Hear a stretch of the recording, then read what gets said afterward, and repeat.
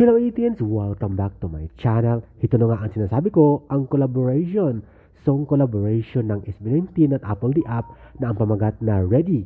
Nakaka-release lamang ang audio nito sa YouTube. Talaga namang pang-imported, pang-world class ang dating at bigatin ang mga composers, lyricists, at syempre ang producer nito na Ready. Kaya naman narito at basahin natin ang mga behind the scene, behind the people sa paggawa ng kantang Ready with the SB19 and Apple the App.